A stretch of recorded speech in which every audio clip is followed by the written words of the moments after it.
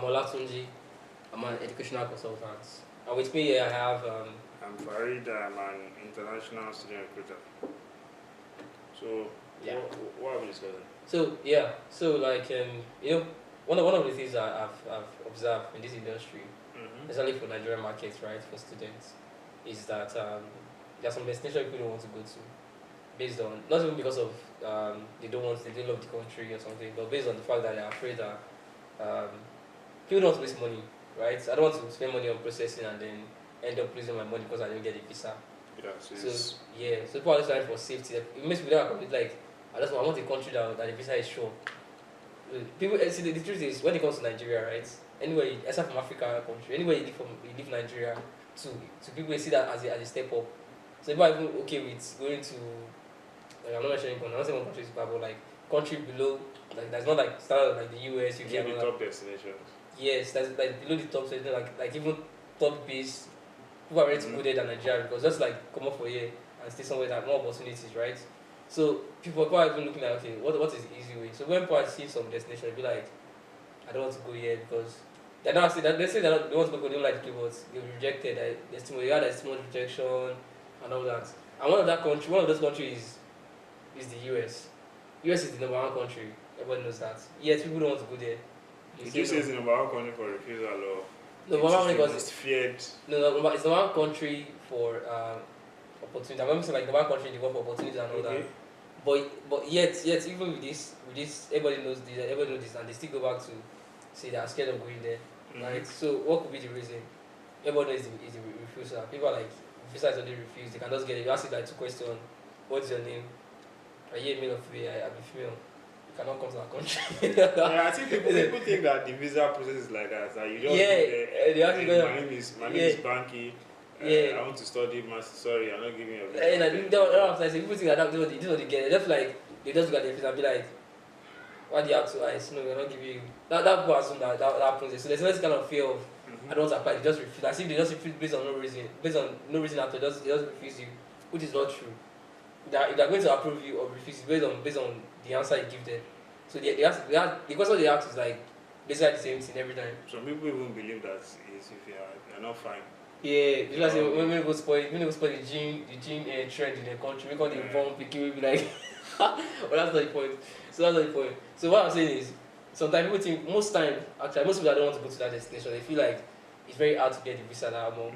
The thing is people get visa. You have to remember that people get visa every day. They give like at least 50 visa every day approval at the embassy every day, both in Abuja and Lagos. They give them people are saying saying yes to people.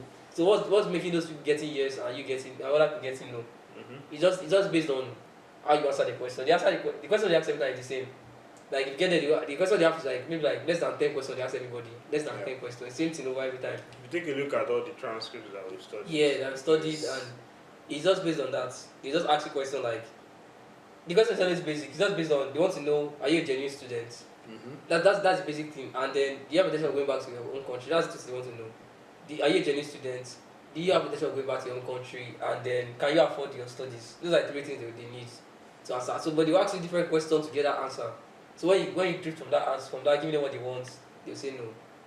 So yeah. So now I think the best thing we can do now is to, because this is very wide, right? They can ask you different questions and you don't know how to answer it. But I think what we can do is like give you one of the things that you must avoid why interviewing for the US, especially the study visa, right? So what are the few things that you must avoid? Number one, as I said, they want to know if you are going to come back to your own country.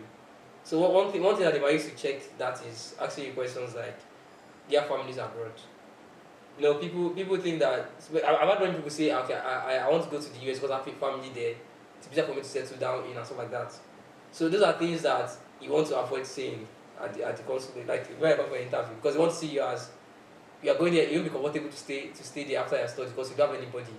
You have to come back home to you. So they might ask you everything's going. I don't like their family. They like I have one uncle. I'm like okay, and then they just say you can't go. I be like how will I see that they send me off?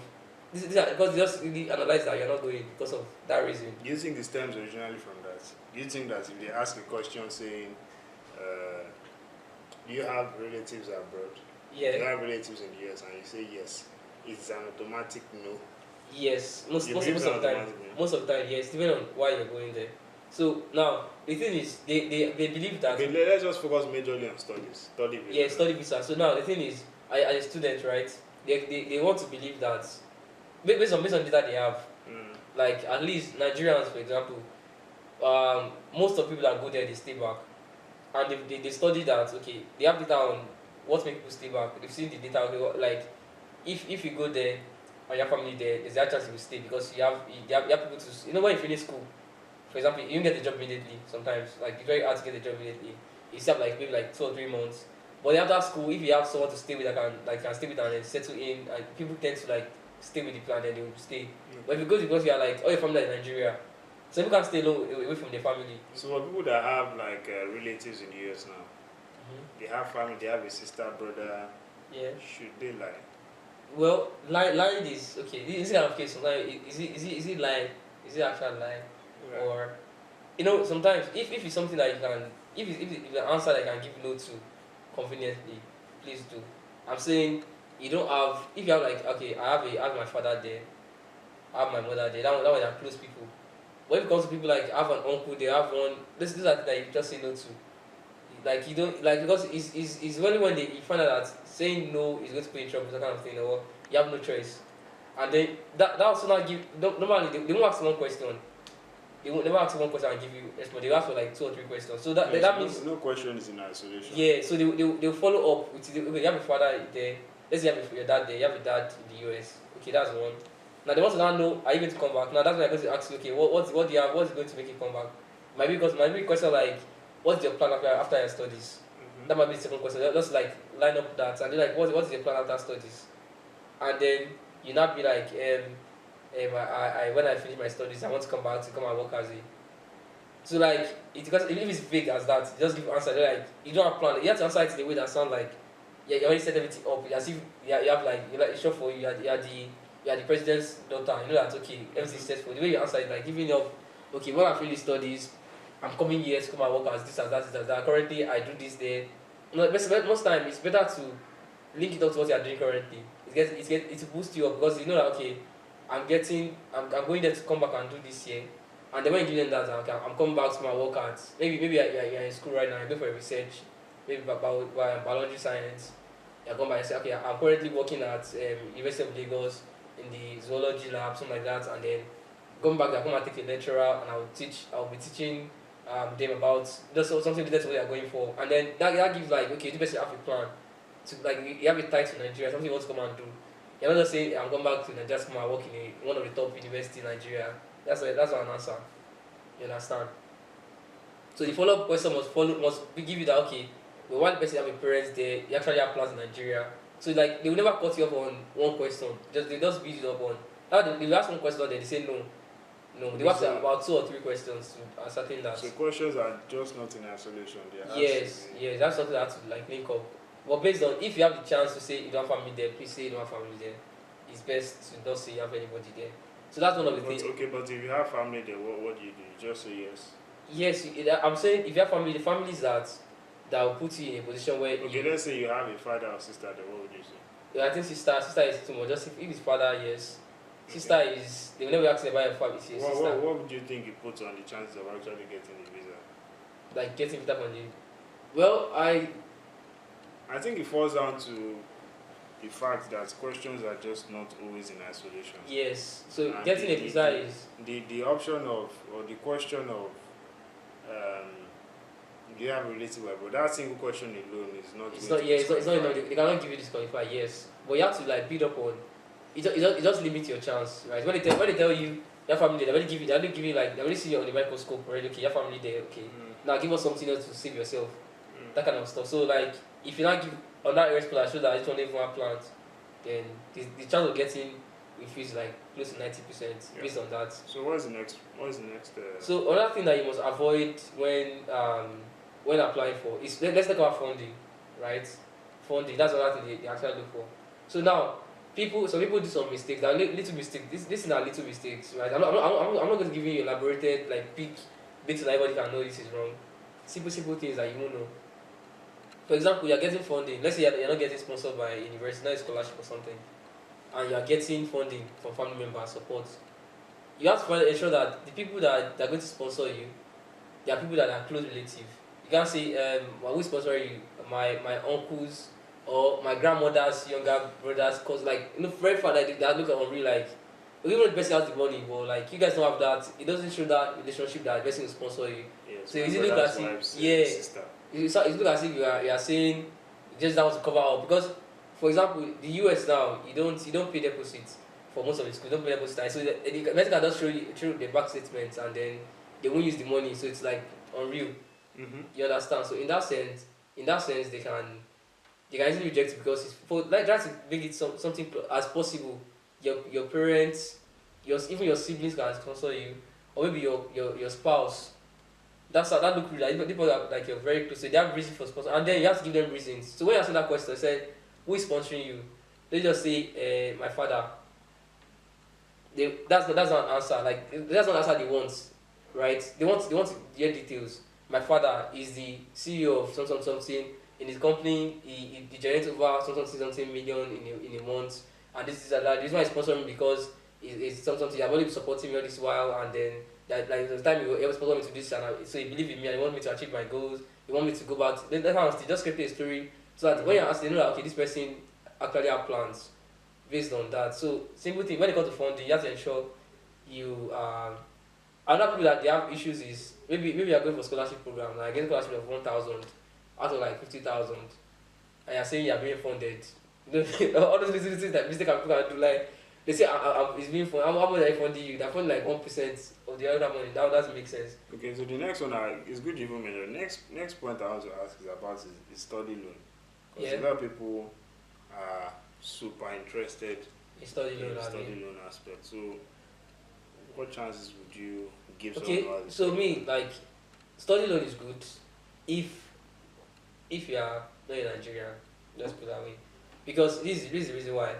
Study loan, I mean, if I want to advise you as an expert, I don't advise study loan, and the reason for this is if you are getting a study loan, that means you're going to pay back, right? And then everybody knows that yeah, okay, I get a study loan. Even the schools that give you loans, they are very expensive. You don't see cheap school, because it's like you have to be eligible for the loan, and it's not every school that's eligible. So you have to like the school are going to be 30,000 tuition fee, 40,000, and you get a study loan to study. How are you going to pay back?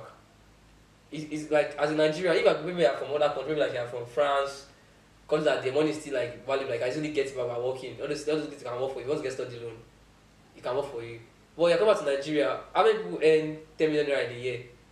And convert 10 million naira to USD is like how much? 6,000 euros. So how many years you want to work your life out to even pay that loan?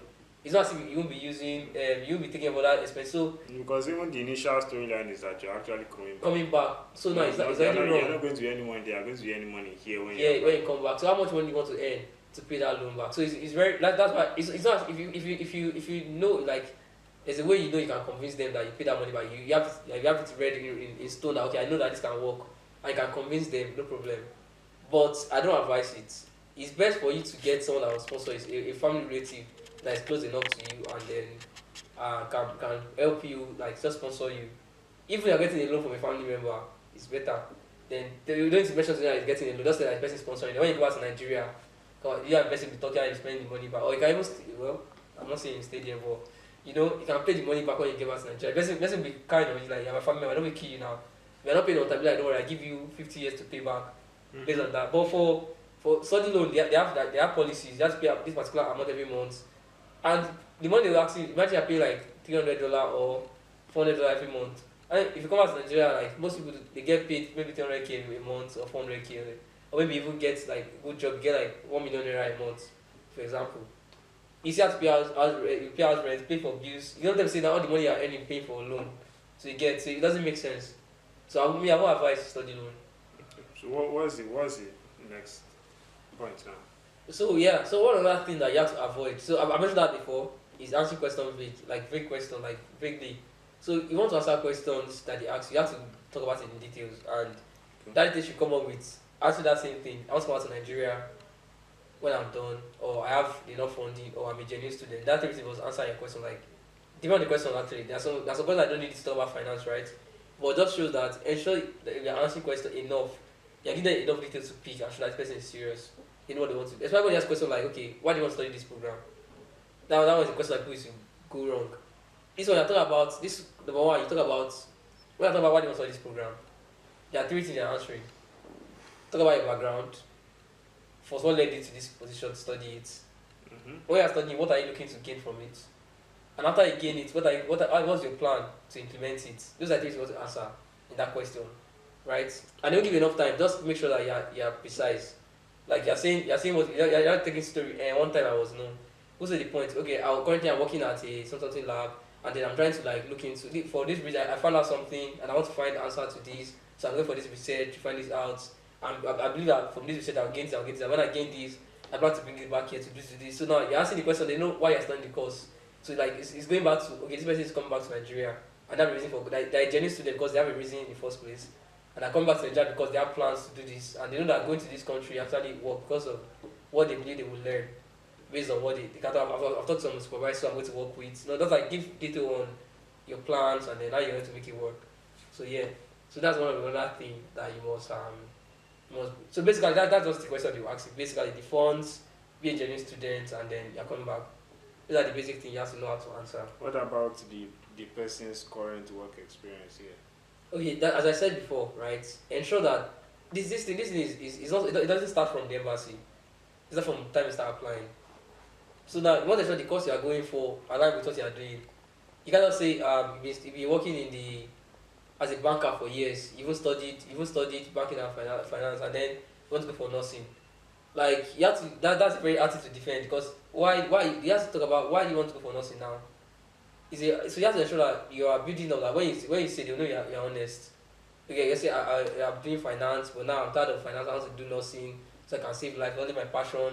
You have been doing finance for almost 15 years or 10 years. Now I did not know that it's a passion since maybe one time maybe one money went missing. Person now faints. I said, oh, the person feel like I now do CPR. I'm like, God, I want to be. Maybe that's why you got teacher, but you have to be able to defend yourself. That why now? Why you switch it from finance to nursing? In fact, there's some courses that you shouldn't even touch as a Nigerian, because when you study graphic design, what do you come back to Nigeria come and do? There are many. You don't need to go to abroad to study graphic design. People don't employ for those kind of they don't employ based on academic this thing. They employ based on portfolio. What have you designed for people to see that they want? So you have no reason to say you want to go about to study. It doesn't boost you in any way, except you want to use that and stay there. So you have to be careful where you're choosing a program as well, and then linking it with why you want to study now in that particular country. So yeah, that's it basically. So do you have any other things you feel like people should avoid? I mean, you've mentioned the key aspects, funding, of course, the program that you are looking to study, relatives in the US, the work experience here. Yeah. There's also one thing I did notice if you do study transcripts. What you notice is once the students they study, or you have to have some form of backbone. The form of backbone is not 1 year work experience or 2 years work experience. Yeah, exactly. The form of backbone is 4 years, 5 years work experience. Consistent experience. Yeah. For you to show that you actually have some ties that you can actually come back to. Because if your claim is an example, your claim is that you are getting sponsored by an employer. An employer would not sponsor you to study abroad if you're working for just 1 year or 2 years. Exactly. You have to have built good history with the employer so that you can actually get so you build enough good relationship in a long amount of time so the employer can see that okay, I can actually sponsor you. That is the story that you are telling the consular and the visa officer. So these things are actually very important. So your application has to make sense. Yeah. So I want to even give light on something. What if for students that like new graduates, they don't have any work experience and they want to apply?